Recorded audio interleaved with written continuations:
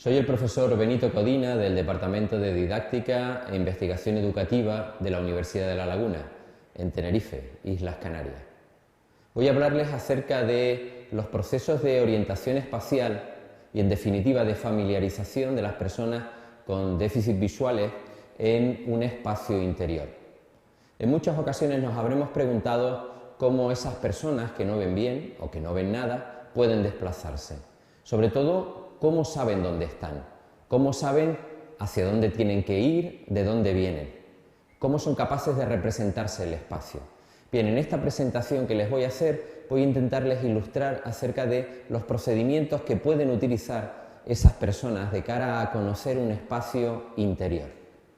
Lo primero que tenemos que tener presente es la definición de orientación espacial. Sabemos que orientación espacial es un proceso cognitivo que nos permite tanto establecer como actualizar la posición que ocupamos en un espacio.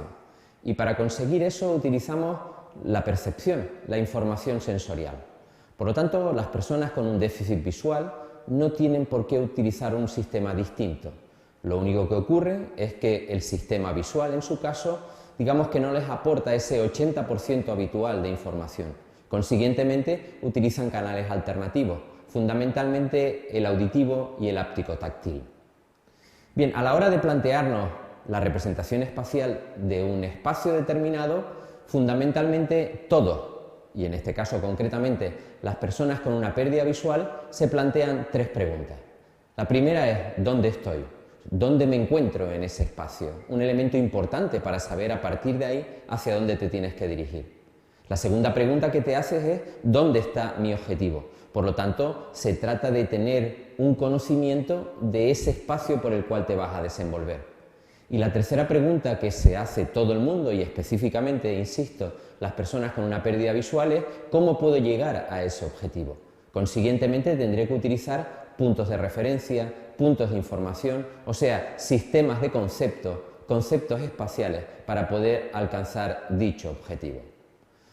Teniendo presente que los elementos de una representación espacial suponen un proceso cognitivo que parte de la percepción. Si no soy capaz de recoger información de cualquier tipo, sea áptico-táctil, sea auditiva, sea visual, sea olfativa, es difícil que pueda a partir de ella establecer una representación espacial.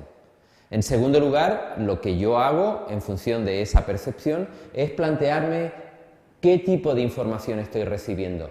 A partir de ella, ¿qué juicios puedo establecer? Una vez tengo claro los juicios, selecciono de ese conjunto de información perceptiva la que me resulta importante. A través de ella planifico. En definitiva, establezco el itinerario que voy a seguir para alcanzar ese objetivo y, en última instancia, ejecuto esa acción. O sea que todo proceso cognitivo de representación espacial parte de la necesaria recogida de información, de su análisis, de su procesamiento, de la toma de decisión para definitivamente llevarlo a cabo. Veamos cómo se plantea esto desde un punto de vista práctico. Hemos de decir que la exploración de cualquier entorno siempre tiene que conllevar necesariamente un sistema ordenado, por lo tanto, el empleo de estrategias sistemáticas. Explorar asistemáticamente, aleatoriamente, supone, en primer lugar, un gasto de recursos y, en segundo lugar, potencialmente un peligro. A la hora de explorar un entorno, las personas con una pérdida visual grave utilizan fundamentalmente cuatro sistemas. En primer lugar, la exploración por sí mismos, lo que denominamos la autofamiliarización, y para ello emplean dos tipos de técnicas, bien el método del perímetro o bien el denominado método de barras o de cuadrícula. Otro método es el de la familiarización dirigida, aquella que es asistida por una persona que les acompaña. Además de esos están los mapas verbales, cuando alguien, a través de la expresión verbal, les indica dónde están y cómo pueden llegar a su objetivo. Y por último, empleando los mapas o los planos áptico-táctiles, quiere eso decir, planos que a través del tacto y del reconocimiento áptico de esos elementos táctiles son capaces de reconocer el espacio por el cual tienen que transitar. Veamos en primer lugar la autofamiliarización. La autofamiliarización supone la familiarización por sí mismo, siempre de forma sistemática, de un espacio interior, repito, interior, que les resulte desconocido hasta ese momento. Para ello, fundamentalmente, se emplean tres procedimientos: el del perímetro, el de la rejilla y el de la relación entre objetos. Empecemos por el primero de ellos, el método del perímetro.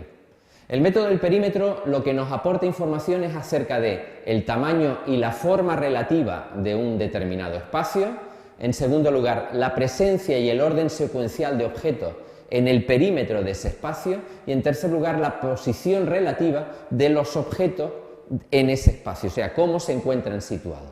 Vamos a ilustrarlo a través de una representación de una diapositiva que nos los dejará muy claro. Aquí tenemos un señor que se encuentra en el espacio inferior derecho de esa supuesta habitación. El método del perímetro sería básicamente que ese señor, en primer lugar, recorriera el lado donde está el elemento referente del mismo, el elemento que conoce, en este caso sería la puerta. Recorrería la primera pared, la más próxima a él, donde encontraría una biblioteca y a continuación una planta. A partir de ahí volvería nuevamente a la puerta y desde ese punto recordaría que se ha encontrado en primer lugar una librería y en segundo lugar una planta. Una vez aprendido ese lado pasaría al siguiente, en el que se encontraría un sillón y luego una mesa con probablemente un adorno encima de ella. Aprendería que primero está el sillón y en segundo lugar la mesa y luego volvería nuevamente a la puerta y podría recordar secuencialmente la presencia de la librería, de la planta, del sillón y de la mesa. Lo mismo haría con la parte superior, recorriendo nuevamente la mesa y el sillón de 3 plazas, además de la alfombra que se encuentra abajo de él.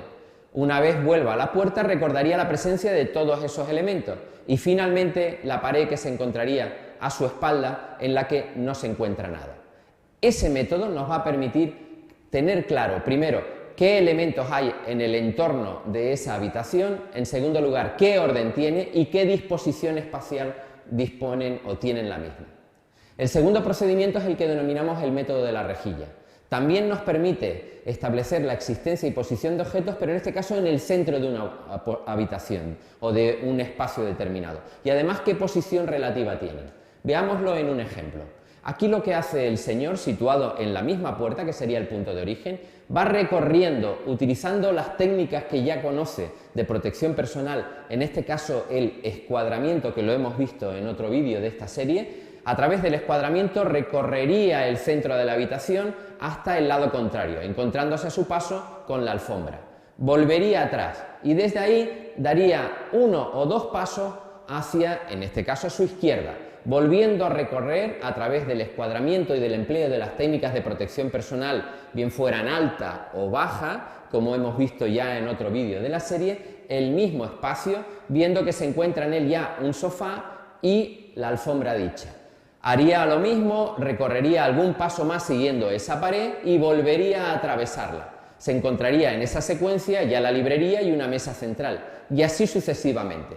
A través de este procedimiento que establece una rejilla de lado a lado de la habitación, permitiría que este señor con una pérdida visual pudiera conocer qué es lo que se encuentra en el centro de la habitación, lo que unido al conocimiento del perímetro, de las cosas que hay alrededor de esta, nos daría una visión global de dicha ubicación espacial.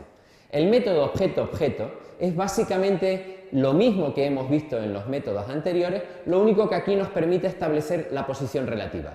Desde una posición fija, en este caso la puerta, él nos podrá señalar, indicar dónde está el sillón de 3 plazas, dónde está la mesa central, dónde está la librería o dónde está el sillón individual. Para eso, evidentemente, previamente habrá tenido que recorrer tanto el perímetro como el centro de la habitación utilizando la denominada técnica de rejilla. Esto nos permite tener una representación mucho mayor de lo que sería ese espacio concreto.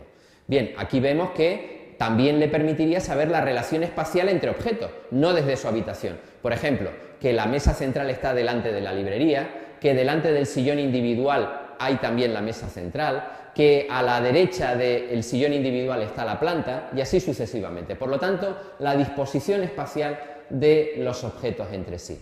A través de estos procedimientos, de los procedimientos de autofamiliarización, podemos conseguir que una persona pueda conocer un espacio determinado en interiores por sí misma y que a partir de ahí pueda ya desplazarse de forma segura, de forma eficaz y sobre todo con la mayor independencia posible.